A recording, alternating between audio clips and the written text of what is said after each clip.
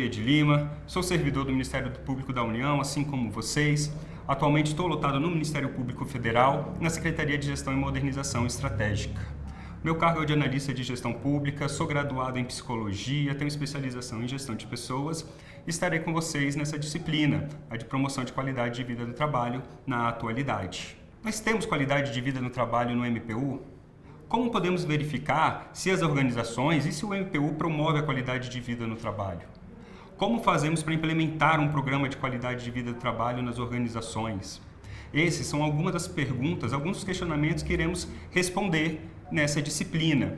Vamos verificar como implementar um programa de qualidade de vida no trabalho, como descobrir se os servidores têm qualidade de vida no trabalho e o que é qualidade de vida no trabalho para os servidores. Atualmente, estamos inseridos em um mundo onde as organizações são cada vez mais exigidas por resultados e, com isso, necessitam cada vez ser mais competitivas. Os servidores, os empregados também são mais exigidos, são mais cobrados em relação ao seu trabalho. Imagina hoje se o MPU muda a carga horária de trabalho, ou se o seu chefe resolve mudar o seu horário de trabalho, ou se você hoje tem a possibilidade de realizar um teletrabalho. Esses são só alguns dos fatores, que pode alterar, que pode modificar a qualidade de vida no trabalho, quanto à qualidade de vida pessoal, de todos os servidores no MPU e de todos os empregados em qualquer organização. Por isso, o uso da ergonomia como técnica para promover a qualidade de vida no trabalho está sendo tão difundida, e é isso que vamos aprofundar também nessa disciplina.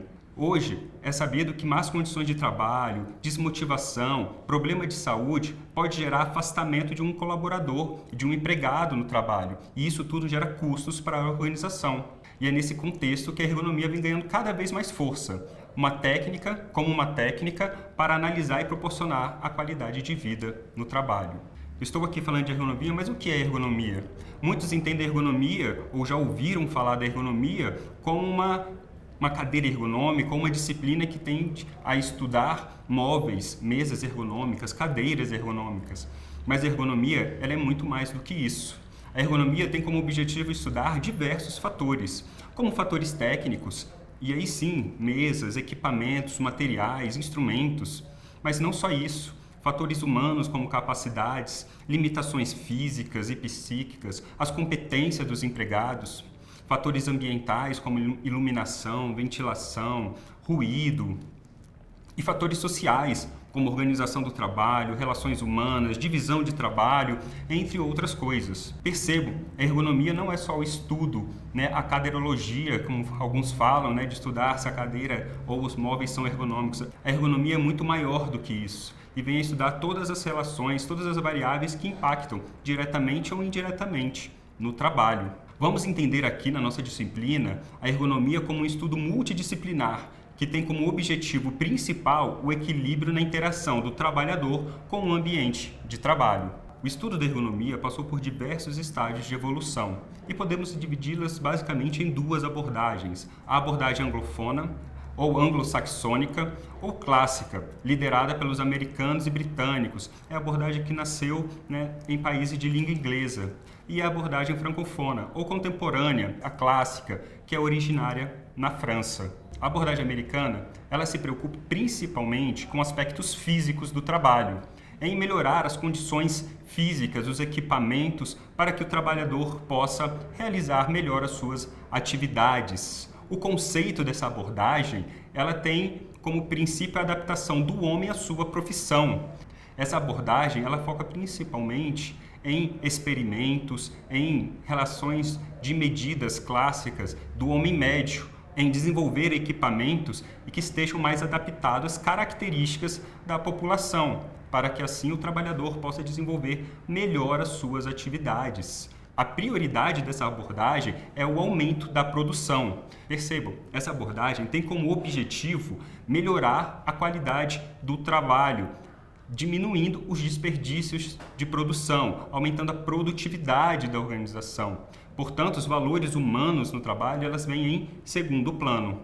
Iremos aprofundar e abordar melhor essas abordagens no material escrito. Temos a abordagem francesa, a abordagem mais contemporânea, originária na França. Essa abordagem, ela originou-se na França após a Segunda Guerra Mundial, onde as indústrias francesas estavam destruídas e precisavam se reerguer. Com isso, começou-se a estudar como desenvolver um melhor trabalho, como as indústrias poderiam ser construídas, ser desenvolvidas de forma a ser mais produtiva. E aí originou-se a abordagem francesa. E o objetivo principal é adaptar o trabalho ao homem. Essa análise é focada no estudo do trabalho, de como o trabalho é realizado na prática, né? A relação do homem com o trabalho.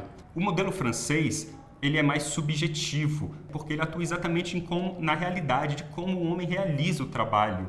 Ele não tem como objetivo, diferente da abordagem americana, né, que é estudar em laboratórios, ter um resultado médio. Iremos aprofundar um pouco mais isso no material escrito, né, mas é importante que vocês percebam essa diferença entre a abordagem francesa e a abordagem americana. Nessa abordagem, demonstra-se uma grande preocupação com a organização do trabalho, respondendo principalmente a algumas questões. O que é feito no trabalho? Como que esse trabalho é feito?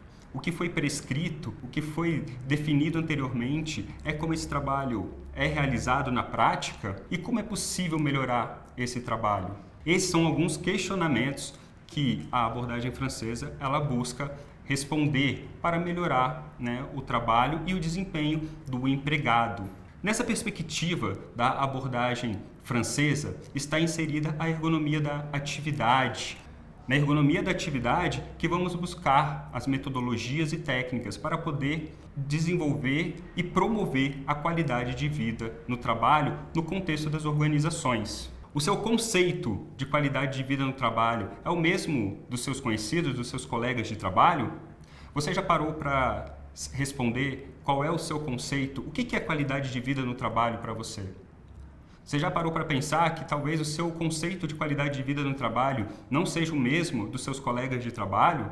Não seja o mesmo dos seus conhecidos? Existem diversos conceitos de qualidade de vida no trabalho e cada servidor, cada pessoa tem o seu próprio conceito, como vocês já puderam observar ao longo dessa pós-graduação. A ergonomia da atividade tem como objetivo definir qual é o conceito de qualidade de vida no trabalho para a organização. Para a gente promover a ergonomia da atividade, nós temos 5 passos fundamentais. O primeiro, identificar a análise dos problemas decorrentes do trabalho.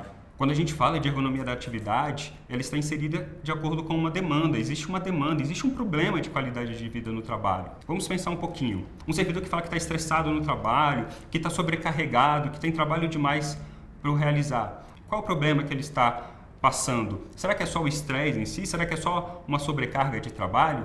Muitas vezes, os nossos problemas e os problemas em relação ao trabalho é só a ponta de um iceberg, onde tem muitos outros fatores envolvidos.